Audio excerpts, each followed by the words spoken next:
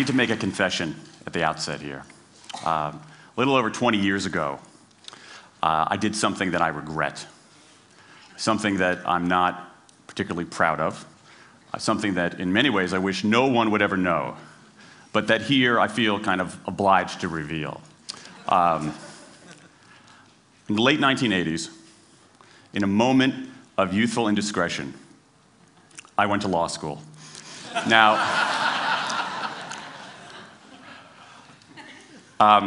in America, law is a professional degree. You get your university degree, then you go on to law school. And when I got to law school, I didn't do very well.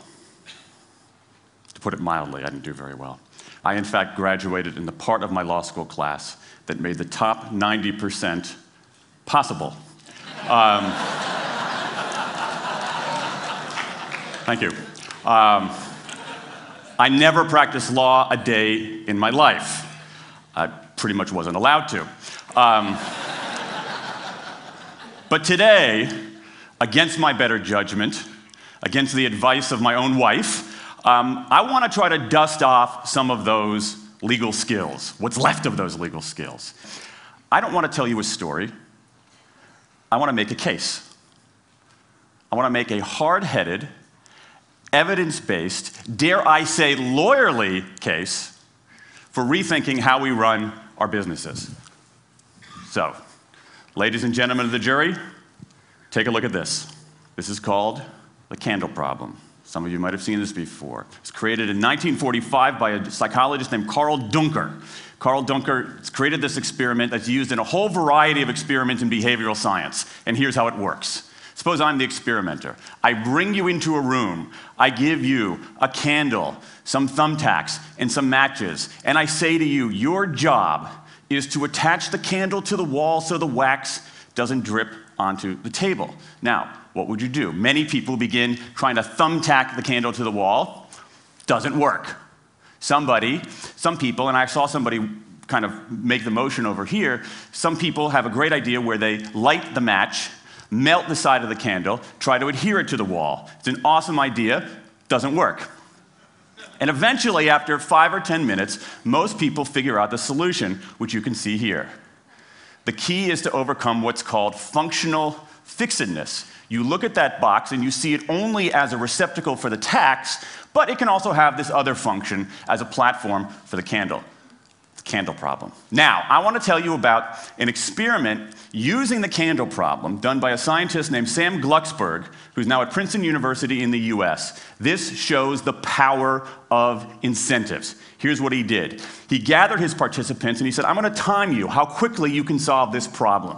To one group, he said, I'm going to time you to establish norms, averages, for how long it typically takes someone to solve this sort of problem.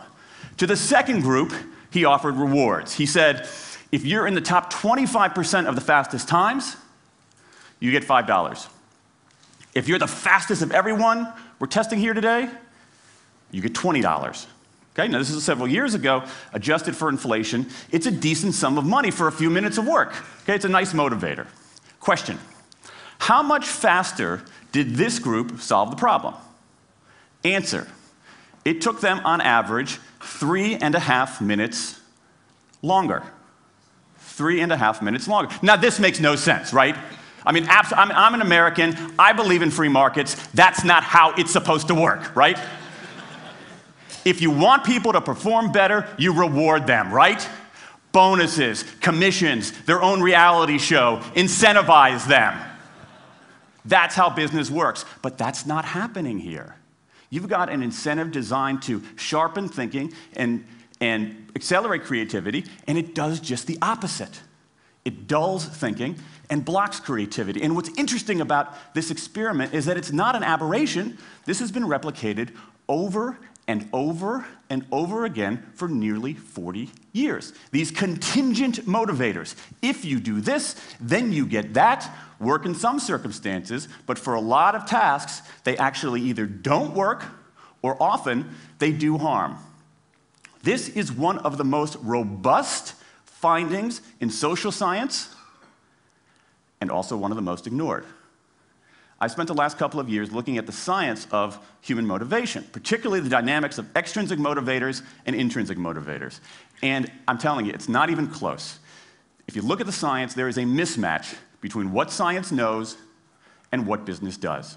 And what's alarming here is that our business operating system, think of the set of assumptions and protocols beneath our businesses, how we motivate people, how we apply our human resources.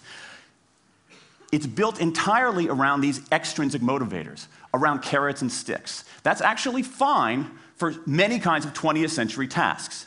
But for 21st century tasks, that mechanistic reward and punishment approach doesn't work, often doesn't work, and often does harm. Let me show you what I mean. So Glucksberg did another experiment similar to this, where he presented the problem in a slightly different way, like this up here. Okay? Attach the candle to the wall so the wax doesn't drip onto the table. Same deal. You were timing for norms. You were incentivizing. What happened this time? This time, the incentivized group kicked the other group's butt. Why? Because when the tasks are out of the box, it's pretty easy, isn't it? If-then rewards work really well for those sorts of tasks, where there's a simple set of rules and a clear destination to go to. Rewards, by their very nature, narrow our focus, concentrate the mind. That's why they work in so many cases. And so for tasks like this, a narrowed focus where you just see the goal right there, zoom straight ahead to it, they work really well. But for the real candle problem, you don't want to be looking like this. The solution's not over here.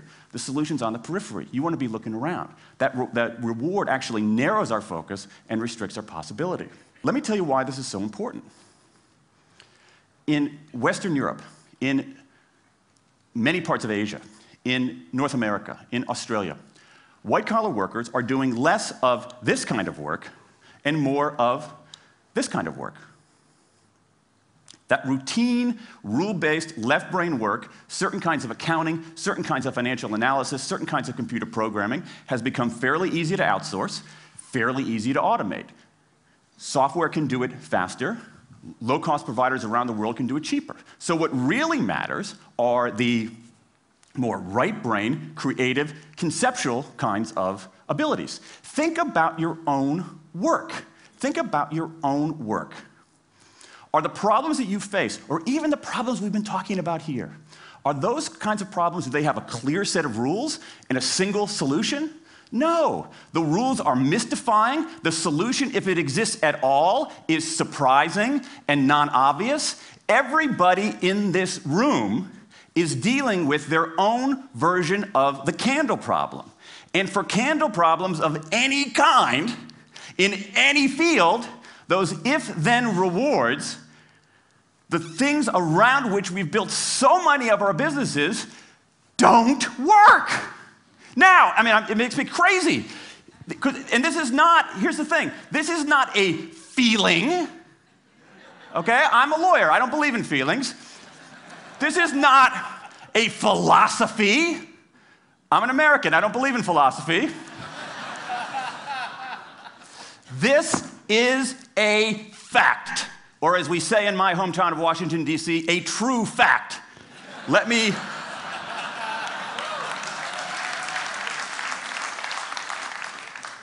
give you an example of what I mean. Let me marshal the evidence here, because I'm not telling you a story, I'm making a case, ladies and gentlemen of the jury. Some evidence. Dan Ariely, one of the great economists of our time, he and 3 colleagues did a study of some MIT students. They gave these MIT students a bunch of games that involved creativity and motor skills and concentration. And they offered them for performance 3 levels of rewards. Small reward, medium reward, large reward. Okay? Do really well, you get the large reward, on down. What happened? As long as the task involved only mechanical skill, bonuses worked as they would be expected. The higher the pay, the better the performance. Okay? But once the task called for even rudimentary cognitive skill, a larger reward led to poorer performance. Then they said, okay, let's see if there's any cultural bias here. Let's go to Madurai, India and test this. Standard of living is lower. In Madurai, a reward that's modest by North American standards is more meaningful there. Same deal. A bunch of games, 3 levels of rewards. What happens? People offered the medium level of rewards, did no better than people offered the small rewards. But this time, people offered the highest rewards. They did worst of all. In 8 of the 9 tasks we examined across 3 experiments, higher incentives led to worse performance. Is this some kind of touchy-feely socialist conspiracy going on here?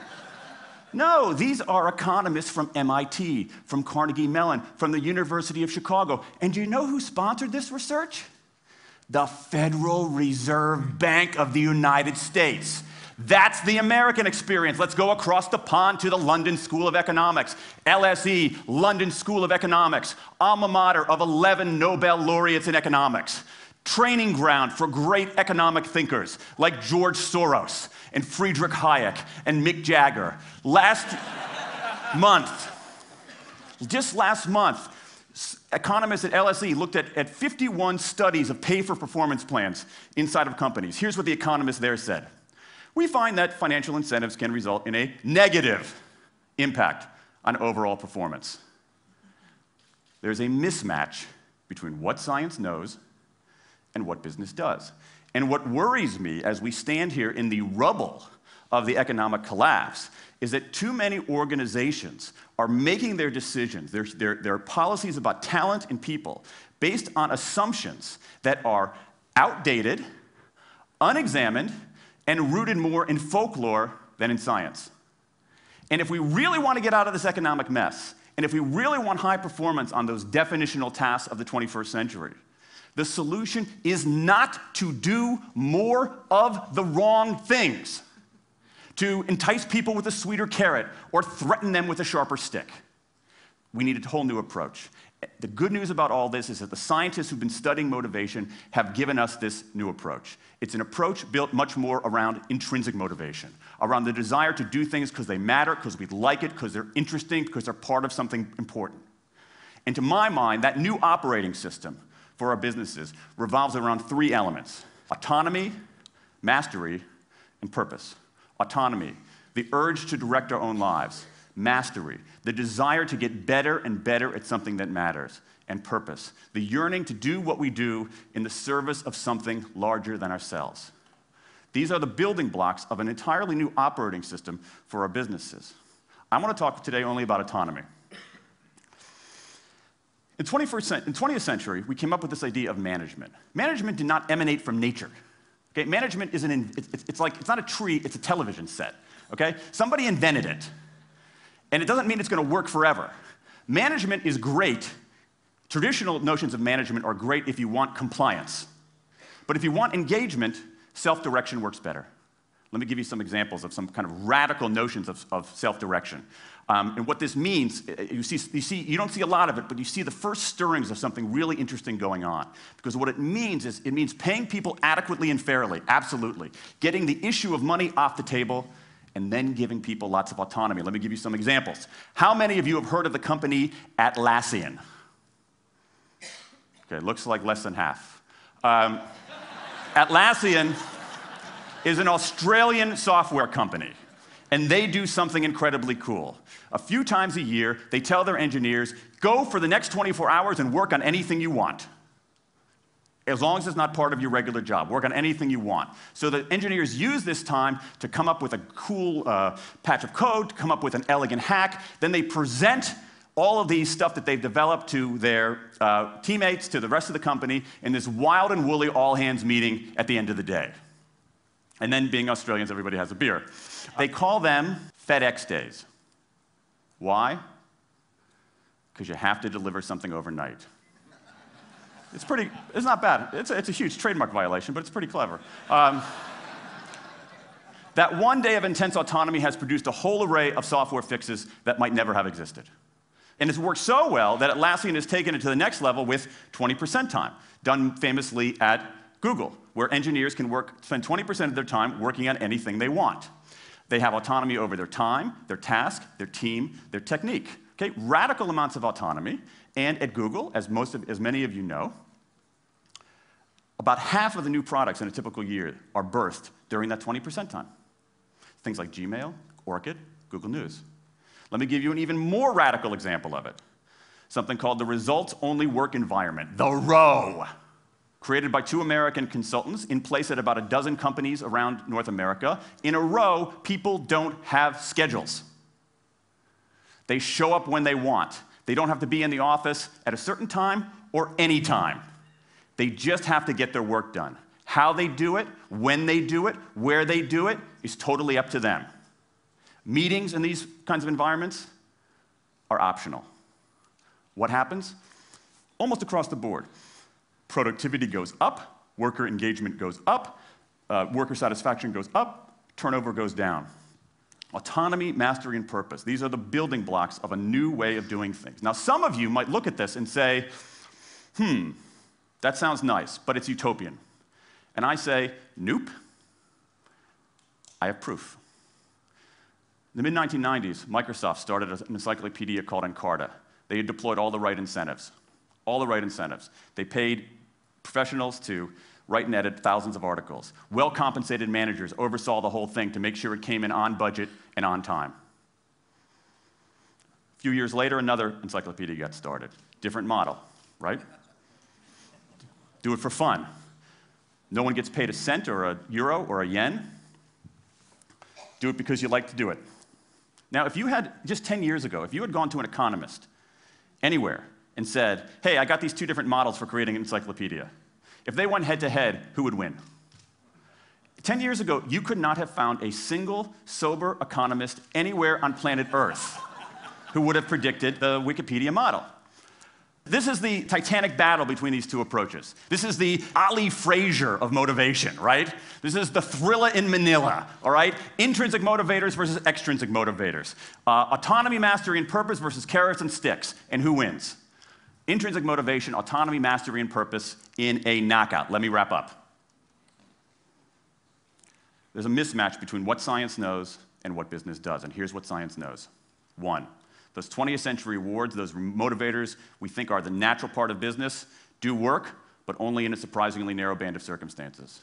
2, those if-then rewards often destroy creativity. 3, the secret to high performance isn't rewards and punishments, but that unseen intrinsic drive, the drive to do things for their own sake, the drive to do things because they matter. And here's the best part. Here's the best part. We already know this. The science confirms what we know in our hearts. So, if we repair this mismatch between what science knows and what business does, if we bring our motivation, notions of motivation, into the 21st century, if we get past this lazy, dangerous ideology of carrots and sticks, we can strengthen our businesses, we can solve a lot of those candle problems, and maybe, we can change the world. I rest my case.